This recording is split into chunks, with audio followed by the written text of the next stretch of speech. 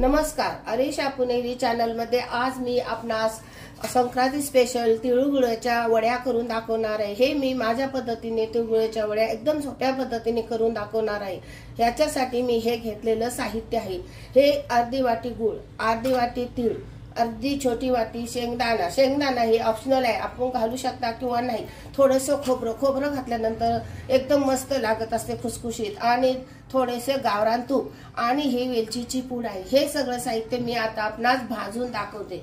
त्यासाठी मी आता हे जाड गुळाची कढई घ्यायची, म्हणजे आपले तीळ हे जळत नाहीत, करपून द्यायची नाही। तीळ जाड गुळाची कढई घेतल्यानंतर त्यामध्ये हे तीळ आता आपण तीळ हे भाजल्यानंतर फुगतात आणि एकदम मोठे होतात आणि तडतड असा आवाज येतो। म्हणून बारीक फ्लेम मध्ये एकदम आपण हे तीळ भाजून घेऊया। हे तीळ भाजल्या वेळेला मी गॅस एकदम मध्यम ह्याच्यामध्ये ठेवलेला आहे। हे तीळ आता बघा थोडे फुगून मोठे झालेले आहे आणि त्याचा आवाज पण यायला लागलेला आहे। भाजलेला आवाजावरून आपण समजायचे की हे तीळ आता चांगले भाजून झालेले आहेत, लालसर झालेले आहेत। आता मी हे तीळ काढून घेत आहे। हे तीळ मी आता थंड होण्यासाठी हे तीळ मी आता पसरून ठेवत आहे। आता मी त्याच कढईमध्ये थोडेसे शेंगदाणे मी घेतलेले, आपल्यास पाहिजे असलं तर आपण जादा घेऊ शकता किंवा नाही घेऊ शकता। ते ऑप्शनल आहे, शेंगदाणा हा ऑप्शनल आहे, कारण त्यामध्ये टेस्ट चांगली येण्यासाठी मी थोडे शेंगदाणे घातलेले आहेत। ते शेंगदाणे पण थोडेसे असे आवाज द्यायला म्हणजे काढायचे, थोडेसे लालसर झाल्यानंतर आपण शेंगदाणे काढायचे।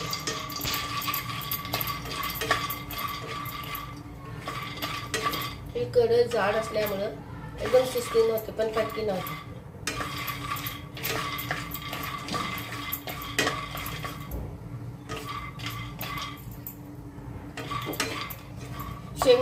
शेंगदाणा पण एकदम छान खुसखुशीत भाजलेला आहे, त्याचा पण भाजलेला आवाज आपणास यायला लागलेला आहे। शेंगदाणा पण मी आता काढून घेत आहे।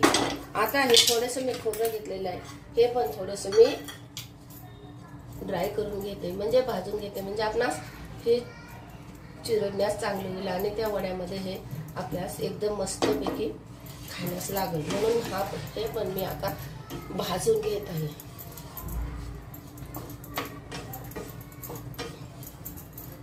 हे गरम कढईवर ठेवल्यामुळे मी कढई बंद करून हे भाजत आहे। गॅस बंद केलेला आहे मी। हे पण आता चांगलंच लाल झालेला आहे।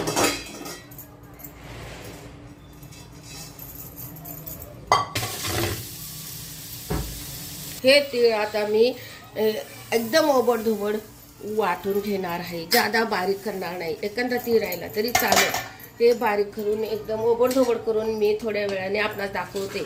आणि शेंगदाणा पण हे असे सालटं काढल्यानंतर हे पण मी ओबडधोबड करून घेणार आहे। ओबडधोबड केल्यानंतर आपणास मी हे दाखवते। आता माझं सगळं बारीक करून मी घेतलेलं आहे। तीळ ओबडधोबड करून घेतलेला आहे, शेंगदाणा ओबडधोबड करून मी घेतलेला आहे। आता मी हे गावरान तूप 1 चमचा ह्याच्यामध्ये पाक करण्यासाठी घालत आहे। हे एकदम हे मऊसूत एकदम पाकून केल्यानंतर ह्याच्यामध्ये हे मी गूळ घालत आहे। हे गुळाची चिक्की आपण मस्तपैकी ह्याच्या गुळाचा आपण हे गूळ एकदम मिश्रण ह्याचे आपण चांगलं करून घेऊया आणि ह्याचा पाक एकदम छानपैकी आपण बनवून घेऊया। हे वेलदोड्याची पूड मी ह्याच्यामध्ये घालते। आता आपण हे सगळं सारण माझं तयार झालेलं आहे। हे सगळं सारण मी आता ह्याच्यामध्ये घालत आहे। हे तीळ आहे बारीक करून घेतलेलं, आणि हे शेंगदाण्याचा कूट आहे। हे सगळं मी मिक्स करून घेते आणि हे मी बारीक करून हे खोबरं आहे मी भाजून घेतलेलं। हे सगळ्याचं मिश्रण आपण एकजीव होईपर्यंत चांगलं हे करून घ्यायचं। हे माझं पाकामध्ये ह्या सगळ्या वस्तू मिळून मी एकदम हे चांगलं तयार करून घेतलेले। आता मला ह्या तिळाच्या वड्या करण्यासाठी ह्या ताटाला मी तूप लावून चांगल्या प्रकारे घेत आहे। तूप लावल्यानंतर ताटाला जादा हे चिटकणार नाही। आता हे गरम असतानाच हे मिश्रण आपण ह्या ताटावर पसरूया। हे मी सगळं तिळाच्या वड्याचं मिश्रण सगळं हे गरम गरम असताना ताटावर पसरून घेतलेलं आहे। हे मी 5 मिनिटासाठी थंड होण्यासाठी ठेवत आहे। नंतर याच्या वड्या कापून आपणास दाखवेल।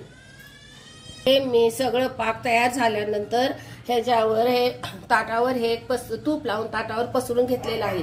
त्याच्यावर मी हे ड्रायफ्रूटचे काप लावलेले आहेत। हे आपण आपल्याला ऑप्शनल आहे, आपल्याला लावायचं असलं तर लावा। हे खाण्यासाठी चांगलं लागतं मधून अधून, म्हणून मी हे ड्रायफ्रूटचे काप घातलेले आहेत। हे मी आता आपणास ह्याच्या कापून वड्या पाडून दाखवत आहे।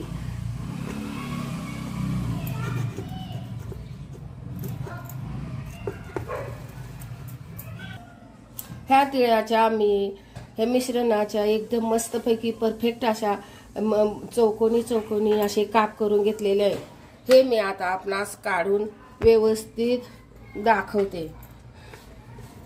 हे एकदम मस्तपैकी मऊसूत झालेलं आहे खाण्यासाठी, कारण ह्याच्यामध्ये आपण गावरान तूप वापरलेलं आहे, त्यामुळे हे खाण्यास एकदम चांगलं लागणार आहे।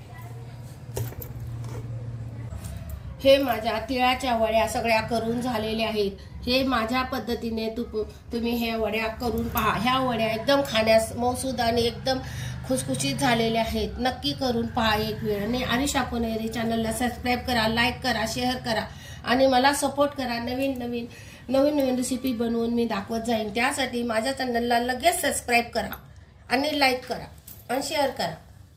थँक्यू।